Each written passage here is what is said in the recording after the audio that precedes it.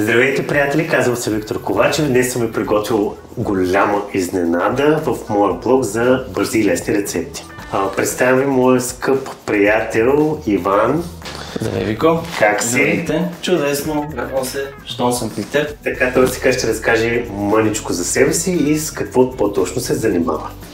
Казвам се Иван Ценов, бивш сомелиер, сегашен вече винотърговец и занимаваш се с вина и с кръвна група вино. Ти да видиш. Голям почитател съм на българското вино и за днес сме решили да покажем няколко български интересни сорта и вина. Имаме един сандански мискет, после ще се върнем на него да разкажем нещо интересно. Нещо, което е модерно и сега е в тренда петнатите. Това е петнат от гъмза и едно червено традиционно български сорт Маврут, червено винце. Така, както сами се досетихте, днешната ни тема за разговор ще бъде модерни и актуални съвременни български сорт. Иван ще ви разкаже повече кои са тенденциите в виното днес и как трябва да съчетаем вино и храна. Какво ястие да сготвим? Моето любимо ризото с кариди. Така. Аз също обожавам паста, няма значение каква, дали е ризото, дали е спагети, обожавам всякакъв вид паста, сигурно знаете. Започваме с кои са наистина актуалните винени сортове. И да почнем с актуалната тема, нали, за винените сортове. В момента е много актуално да се пият пенливи вина. Искаш ли нещо да ти помагам, докато си говорим за виното? Да не ми се да тръпчичка. Знаеш какво може да направим? За целта, понеже скаридите трябва да се обелят. Ако искаш, дай да ги обелим първо. Айде и ще си говорим за вино. Така. Тъй като сложихме ръкавиците, сега е време да сложим и престилките. Вики, ти като професионалист, сега ще те погледам и през това време ще ти говоря за виното. Сега модерното е вече да се пият пенливи вина. Просеко, шампан и така нататък. И ние заради това днес сме решили да предложим един петнат. Петната, то е естествено пенливо вино, което се прави по метода, както се прави шампан. А защо се казва петнат? Защото това буквално е превода от френски и означава естествено пенливо вино. Тоест петнат е термина за естествено пенливо вино. Да, в този регион в Франция. Мисля, че 17 век. Какво е интересното на петната? При шампана се правят определени сортове. При просекото се прави също от определени сортове. Иначе не може да бъде просеко. Докато при петната може да играем с всякакви сортове, които си прецениме ние. Тоест искаш да ми кажеш, че при шампанското, ако се ползва шардоне и при просекото, ако се ползва гаме, тук може да ползваме ризлинг. Тук може да ползваме всичко, каквото ние си преценим. Дори червен? Да, днес това, което ще пием е петнат от гъмза. Хайде бе. Да, петнат от гъмза, карнавал, защото ние винаги сме в карнавала. Добре, няма да ти дам да белиш лук и чесън, почни с целината. Така, какво казваш, че винаги е довършително е виното? Виното, да. Защото хората трябва да знаят нещо. Като идеш на ресторант и ако има сомелиер, винаги трябва човек да му се довери на човекът, така наречен сомелиер, какво вино. Защото, примерно, вие не може да си поръчате червено месо и да пиете бяло вино. Да, вие сигурно обичате само бяло вино, но всяка една храна има своето вино, ако така мога да се изкажа. Представи си, че сме сготвили, той се поръчал много добра паста. Обаче той казва така, ами аз не искам да пия вино, искам водка или уиски, какво ще ми предложите? Как би накарал този човек да си поръча вино или поне да пробва комбинацията вино и паста? Значи аз с моя опит винаги съм намирал решението на такива хора. Обикновено мъжете, те са хората, които не пият вино. В България За съжаление, по-голямата част от мъжете не обичат много да консумират вино. Аз лично му бих предложил да опита нещо, което е минало през дъб. И то, ако може, виното да е минало през американски дъб. Защо? Защото американският дъб веднага ще му събуди сетивата на човека, с които той веднага ще се сети за аромата на уискито. Като същевременно ще гледам да не е нещо, което да е, ако има вариант да е розе, минато през американски дъб, или червено, което не е много тежко вино, пак минато през американски дъб, защото тогава го има вътре това какао, шоколада, което той веднага ще му събуди сетивата за уиски. Аз много хора имам като клиенти и частни клиенти, които обожават уискитата и съм ги научил вече да пият вино. Да. Тук искам да попитам, кои сортове, дали всички сортове вина могат да отлежават дъб и всъщност какво е термина виното да отлежи? Виното в дъб обикновено му дава по-дълъг живот, малко повече ангажираност, защото зависи колко е дъба. Има вина, които само ферментират в дъб и те си остават свежи и не са така ангажирани. Какво значи ангажирани? Ами, защото когато има дъб, виното седи малко по-плътно, малко с храната вече е по-различно. То седи малко по-мазно. Примерно, ако е френски дъб, тогава имаме едни ванилови нотки, едно такова на масълце при белите вина. Докато примерно, както вилнието, то също лежи в дъб, но пък той е доста свеж сорт. Кои български вина от по-модерните или има ли такива модерни сортове, на които българските винопроизводители залагат да отлежават в дъб? Ами, всяка една изба си го прави спрямо техния характер, защото в една изба или в един винен проект всеки един технолог, собственик, всичко остава като техен почерк. Така, след като обелихме скариите, е време да направим един бульон. Вметваме тук един ресторантски трик. Понеже в повечето заведения, айде да не кажем във всички, но тези обелки могат да се използват за направата на бульон, с който може да направим по-наситен вкуса на самото ястие. Това е много добра идея и всъщност тук се крият много аромати, много вкусове, също и витамини. Такива. Това е нещо ново, което научих.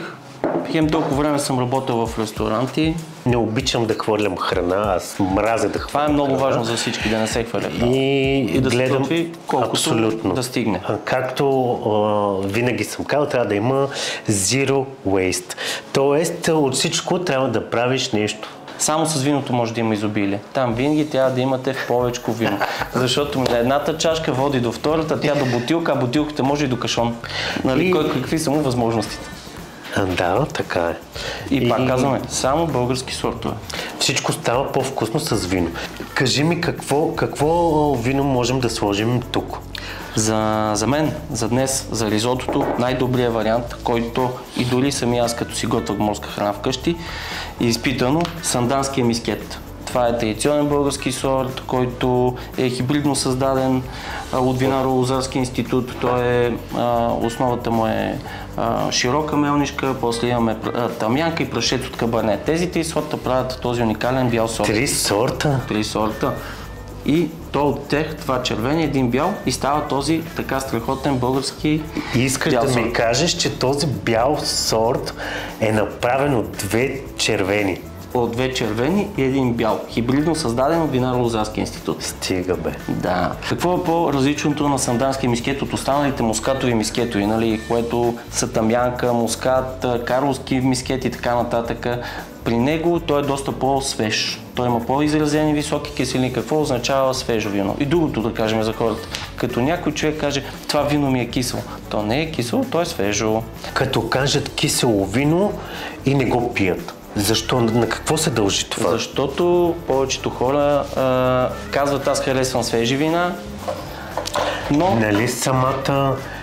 Нали точно е това, като кажеш свежо, е това, което те казват, кисело. Да, обаче те бъркат свежестта по различен начин. Значи, много от вината са свежи, но за тях са кисели. Заради това е много важно храната спрямо виното, защото ако го поднесеш това свежо вино с правилната храна, те ще бъдат в една прекрасна... Тук може да нарежеш този морков. В България вече се радвам, че започнаха хората масово да залагат вече и на българските сортове. Каква е идеята? Българските сортове са, за да може да покажем нещо, което е на местно ниво и като теруар, и като сорт, а пък тези интернационалните сортове са, за да можем чрез тях да се адаптираме в чужбина за експорт. Ако искаш едно хубаво българско вино, можеш да вземеш, имаме страхотни мускатови, мискетови сортове, като варненски, врачански,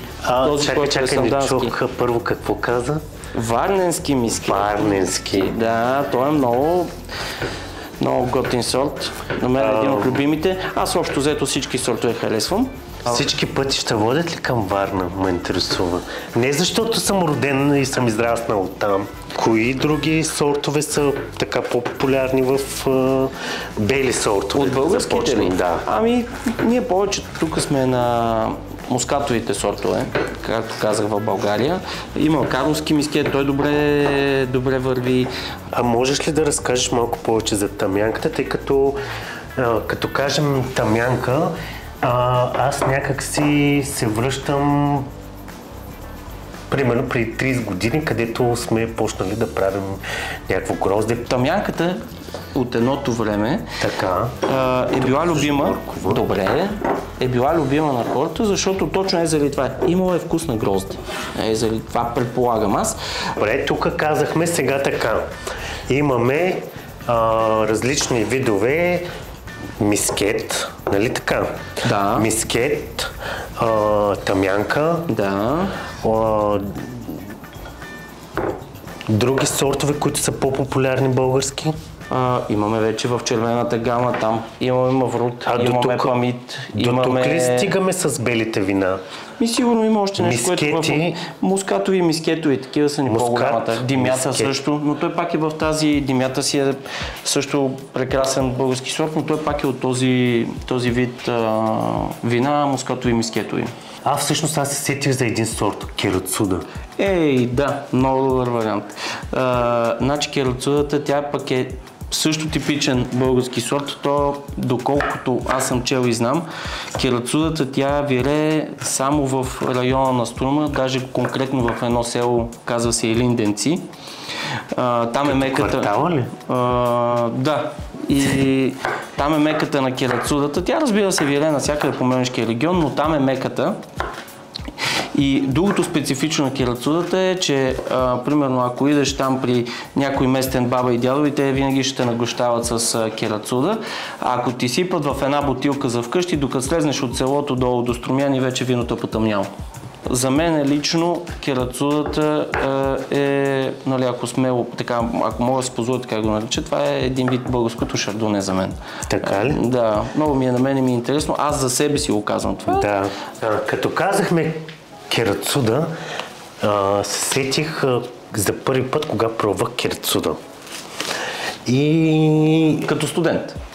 Да. Ето вас. Да. Няма студент, който да не е пил керацуда. Който горе-долу наш набор да е. Сега вече дори неща. Да, ние сме млади. Да. Първия път така пробвам керацудата. Аз къде?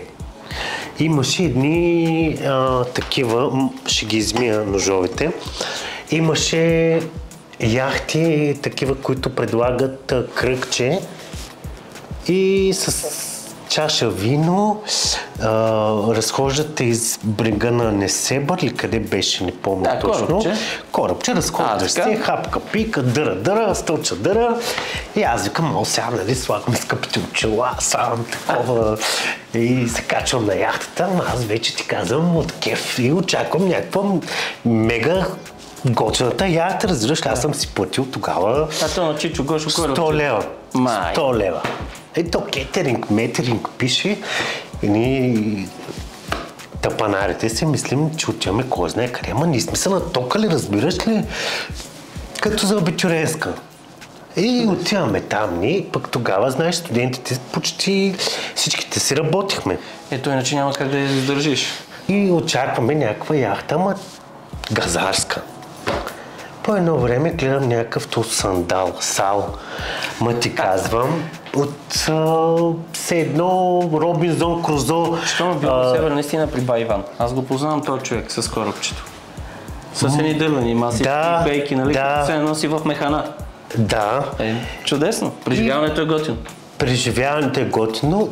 Останахме мега разочаровани, защото не дай да пием вино. И той каза, сега ще ви дам едно вино да пиете, топ. И ние очакваме да излезе с такива чаши, нали? И ние да се полигавим там, да си направим селфита. Чаша, я дай една и за мен чаша, защото ние с тебе си говорим. Ето видяхме вино, добре, че говорим за вино, че да отвориш едно вино да пробваме. Байти Иван изкара пластмасовите чашки. Сещаш се къде се продаваха сокчетата за 10 стотинки? И в такова? В такова сипа керцудата и аз пробвах тогава керцуда и казах пластмасова чаша, гадно вино, повече никога няма да пробвам керцуда. Казахме, че е сандански мискет, нали? Обаче е специален сандански мискет. Специален? Да, спешъл селекция. Защо? Защото... Хайде на здраве. На здраве, на здраве. Виж как се чуй. Тети път за щастие, че съм славен. Аз имам една друга история, тя не е с керцуда, тя е с едно друго вино. Работя в един ресторант като сомилиер и решаваме, че ще направим някаква такава акция и ще има промотиране на вина, които са спешъл цена и седат на седата на масата червени вина, т.е. зимата и нали, да можат хората да седнат, да го погледнат, да попитат защо на тази цена, да му се разкаже, нали, да събудим интереса да пият по-често вино, отколкото други напитки, особено към обяд. И човека се седа с по-голяма така делегация от хора, вижда виното, помолва сервитьор да извика сомелиера, аз отивам и преди това се оказва, че хората много пъти са си пипали бутилката, след като си намазали ръчичките с крем. И представете си, аз лова по най-левашкия начин. Това искам да кажа, че ми беше от така по-начинаещите години, защото няма как да прескоча всички хора и правя нещо такова, което е супер неправилно професионално, но само по този начин можех да пипна бутилката. И я хващам отгоре, тя се хлъзга и пада ето от такава височина. Гръмва и всички костюмари в червено вино. Исках да се отвори земята, да скоча вътре и да не се показвам. Това ми беше травма близо цяла седмица, но така, всеки човек си има такива. Кофти, нали? Тези стъбла ги взимам, защото ще ги ползвам за бульона. Да. Както казах, че аз мразя да хвърлям някакви неща. Затова ще си... Винаги гответе с бульон. И аз къщи, като си готвя нещо, винаги но не си правя с бульон маги, нали? Не, вие да си правите бульон. Винаги е така от зеленчуци, лук, едно друго и си правя бульонче. Аз вече направих нашия бульон, искам само да видиш какъв наситен и готин цвят има, виж. Искаш да го пробваш? Да, леле. Виж как отдоле консистенция. Усеща ли сте санданския мискет? Винаги съм си мечтал да ям от златна лъжичка. Аз знам, за това приготвих златна лъжичка. Добре, аз през това време ти, докато ще ни разкажеш... Браво, Вико, това е много добре. Добре ли? Много. Супер тогава. Ау.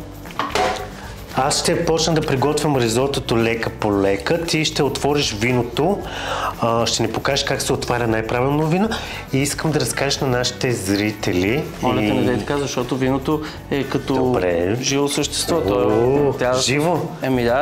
Ако вземеш една бутилка вино, я сложиш в багажника и я караш от тук до морето и тя се лашка от лево, десно, лево, десно, като я отвориш веднага, като ядеш там, то ще е стресирано. Да.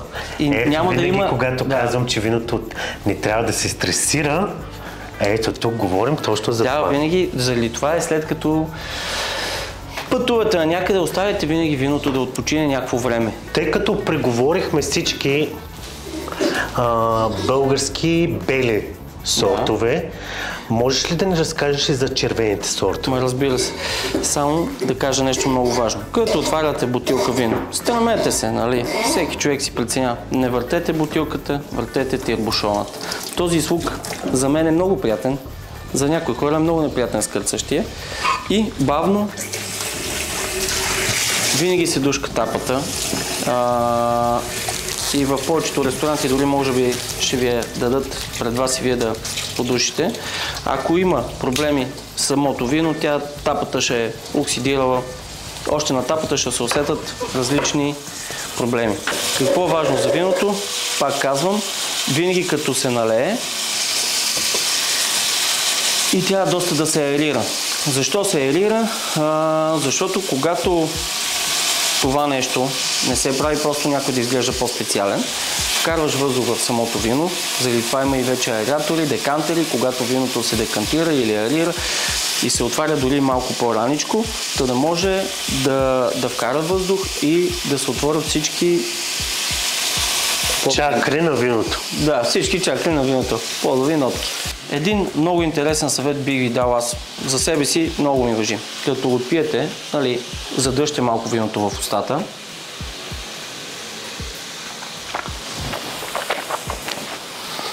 Това жабурене, което го правят и специалистите и сомелиерите, също да се вкара този въздух във виното. И след като преглътнете, бавно издишайте през носа. Защото вие като сте преглътнали, виното се е загряло и излизат едни остатъчни много готини аромати в носоглътката. Много е важно човек, като ходи в магазина, спрямо бюджета, какво вино ще желаем. Залагайте на българското, помагайте на българските винопроизводители. И... Чакай малко. Да. Като каза българско вино. С какво българското вино е по-добро от италианското? Те и двете са добри. Няма по-добро. Всяка една държава, всеки един регион си има своите вина, своите изби и така нататък. Но някои от вината, както са Испания, Португалия, там имат по-големи субсидии от държавата и заради това вината са на една по-достъпна цена и другото, че имат доста лозови масиви. Това нещо, което ние сега го градим, те отдавна вече са го изградили. Тоест искаш да ми кажеш, че едно италианско пино гриджо и едно българско пино гриджо може по нищо като качество са едно и също ли? Даже може и за българското пино гриджо много повече да е много по-добро. Ще ти кажа защо. Защото при българските малки изби има много ръчен труд. Там хората отиват, бабите. Ти знаеш ли на лозята, като дойде гроздобера, че половината хора, които берат гроздата, са баби. Защото те по този начин докарват допълнителен доход. И се бере всичко ръчно, събира се в касетки. Не казвам, че в Италия не е така, но тук имаш много повече ръчен труд и много повече старание. По-малко декари и така нататък. Другото е, че при по-голямата част от българските производители те залагат повече на качеството, отколкото на количество. Говорят и за малките изби.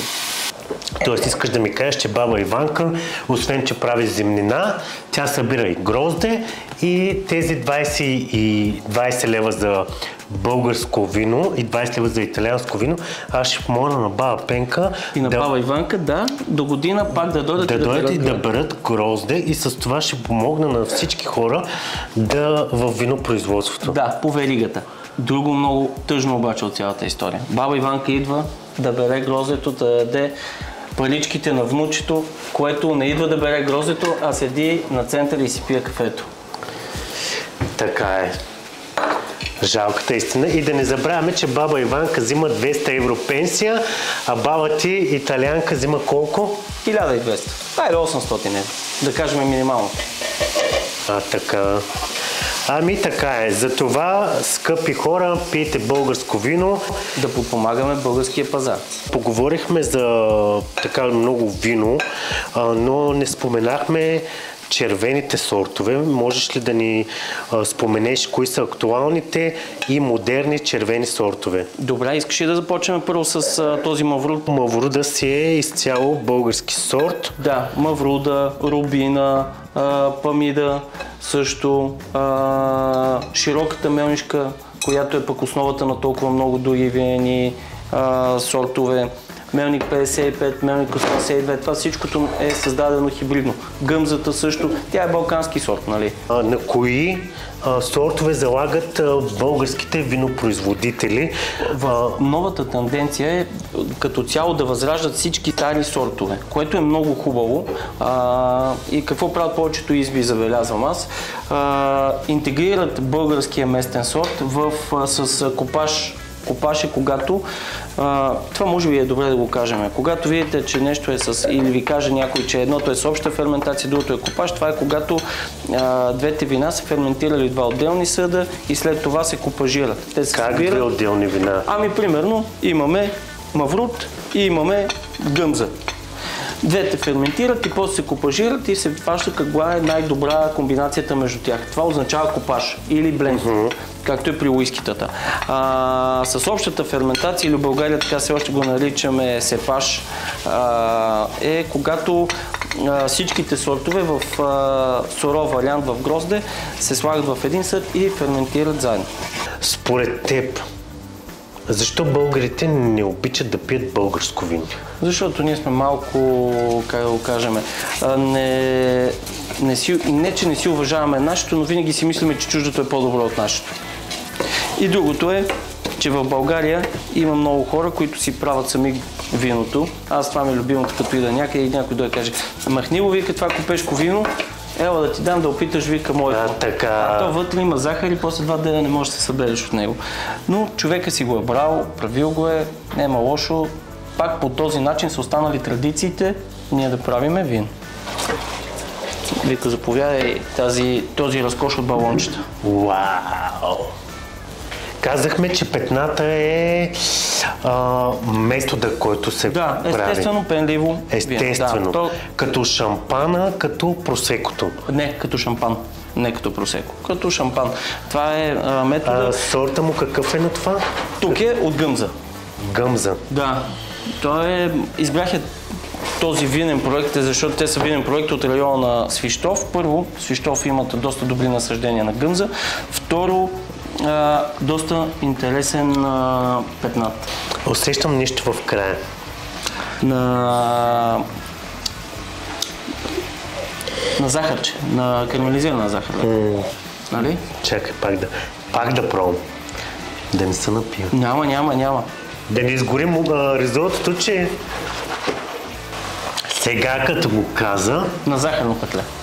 Да, точно. Ето, виждаш. Така, взимаме се бульона сега. След като виното се изпари, слагам си бавно по бавно. Ще ги даже знаеш какво, другия път, знаеш как ще го направим? Аз ще готва, а ти ще избереш вината. Добре, има сделка. Като ти ще и заложиш, какво ще сготвя?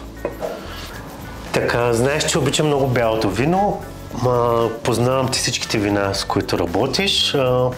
На мен беше изключително голямо удоволствие да ми дойдеш на гости, да ми разкажеш за вината. За мен също. На моята аудитория, приятели, неприятели, на всички, които ме познават и ме следват. Наистина с Ванката много добре се сработваме и работим от години заедно.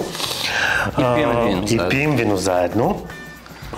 Благодаря ти за това. Виж, има благородна такова утайка. Да. Благородна утайка, ще ви обясним някой друг път какво е. Сега дойде време да плетнем. Ако имате нужда от консултация, моя личен съвет е да намерите Ванката в Facebook или Instagram под името Иван Ценов. От къде идваше това? Ценен. От Ценен. Да, сещаш се вино, Ценен, Иван. Вино, Ценен? Иван Ценов. Да. Добре, аз ти предлагам да плетнем вече. Ето го това ризото. Айде, че аз остани покрай тебе като едно кученце, само точа лиги. Добре. Така. Мирише ли ти? Добре. Ама на чудесно, сандански мискет ли? Искам да видиш, ти сега си го говорим, като го опиташ, дали няма да усетиш вътре сандански мискет и виното. Аз искам наистина да пробвам дали ще усетя санданския мискет, но Абе, чубрицата усещаш ли, като която съм сложил вътре? Не. Ти не си слагал чубрица. Не съм ли? Ако си сложил, не я усещам. Не? Не. Сложил съм. Ега ти хитрец. Така, тук ще сложим тези красавици. Душички. Слагай ги, сега ще им вием сметката, не се притеснявай. Миличките. Ето, виж, сега си представи едно морско дъно, едно морско дъно и вижте как хубаво са се опънали на плажа, почиват си и ние сега... Ама се едно са във Варна. Да. Искам да направя нещо. О, как хубаво хай от чушката. Нали? Да. Много обичам чушки. Много обичам и тиквичка. Може ли после да се снимам с него? Може, обаче имам нещо друго, което искам да сложа. Какво? Аз ще надигне така приятно.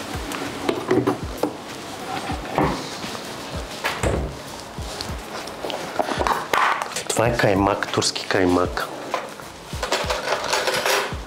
Не. Ще сложим и така, хоп. Смисъл? Така отстрани.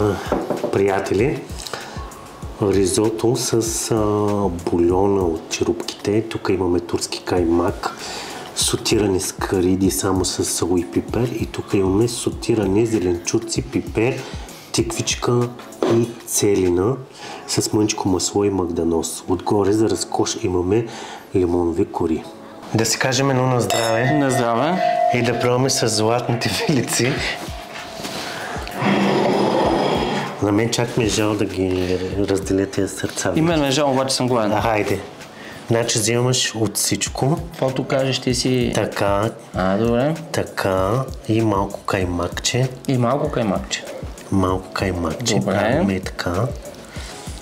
Искам да си честен обаче.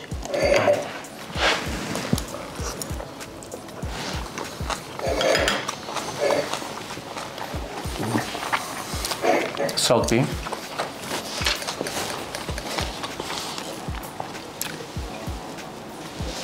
Топе. Пак казвам, че при мен беше Иван Ценов. Оценен. Сготвихме това ризото, пихме вина. Ако искате да гледате още такива забавни видеа и да научавате за всеки бранш по някоя клюка или нещо интересно, може да ме последвате тук по-долу. Благодаря ти за гостуването. Благодаря за поканата. За мен беше едно голямо удоволствие. И когато решиш пак да готвиш, аз винаги съм на среща. Идвам с бутилка вино, винаги имам в колата, гаража, багажника, няма проблеми. Общо взето, храната от мен, виното от теб, ще правим чудесни неща за напред. Много ясно. Следващия път аз готвя, той носи вино. Точно така. Обещахме се, че аз избирам виното, ти готвиш. Така е. Чао, приятели! Чао!